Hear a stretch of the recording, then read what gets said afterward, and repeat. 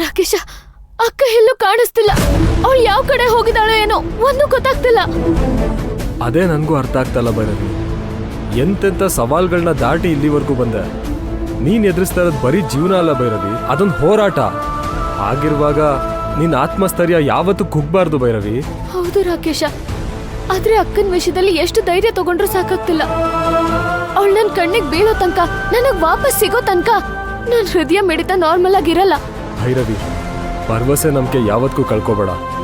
ಭರವಸೆ ಇಲ್ದಿರೋ ಜೀವನ ಅಪಹಾಸ್ಯಕ್ಕೆ ಕಾರಣ ಆದ್ರೆ, ನಂಬಿಕೆ ಇಲ್ದಿರೋ ಜೀವನ ಅನಾಹುತಕ್ಕೆ ದಾರಿ ಮಾಡ್ಕೊಡುತ್ತೆ.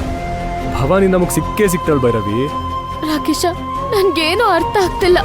ಪಾಪ ಅಕ್ಕ ಗರ್ಭಿಣಿ ಅಂತ ಯೋಚನೆ ಮಾಡಿದ್ರೇನೆ ಟೆನ್ಷನ್ ಆಗ್ತಿದೆ. ಅಕ್ಕಂಗೆ ಮಗುಗೆ ಏನಾದ್ರೂ ಹೆಚ್ಚು ಕಮ್ಮಿ ಆದ್ರೆ ಅದಕ್ಕೆ ಹೊಣೆ ನಾವಾಗಿರ್ತೀವಿ. ಅದಕ್ಕೆಲ್ಲ ಕಾರಣ ಹಾಸ್ಪಿಟಲ್ ಅವರು ಭೈರವಿ. ಒಬ್ರು ಪೇಷಂಟ್ ಬಗ್ಗೆ ಇಷ್ಟೊಂದು ಕೇರ್ಲೆಸ್ ಆಗಿದ್ರೆ ಹೇಗೆ?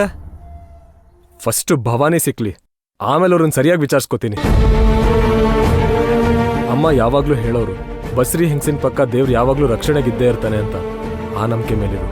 ನಮ್ಮಕ್ಕ ಚೆನ್ನಾಗಿರ್ಬೇಕು, ಅವಳು ಸರಿ ಹೋಗ್ಬೇಕು ಅಂತ ಎಷ್ಟೆಲ್ಲ ಕಷ್ಟಪಟ್ರು ಇನ್ಯಾರ್ದು ನೆಗ್ಲಿಜೆನ್ಸಿಯಿಂದ ನನ್ನ ಅಕ್ಕ ಪರದಾಡ್ಬೇಕಾಯ್ತಲ್ಲ.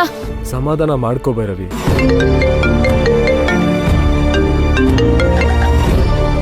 ಹಲೋ ಜಾನು, ನಾನ್ ಸೇಫ್ ಆಗಿದ್ದೀನಿ, ಏನೂ ಪ್ರಾಬ್ಲಮ್ ಇಲ್ಲ.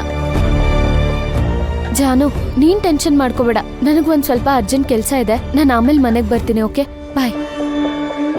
ಬಾ ರಾಕೇಶ, ಹೋಗೋಣ.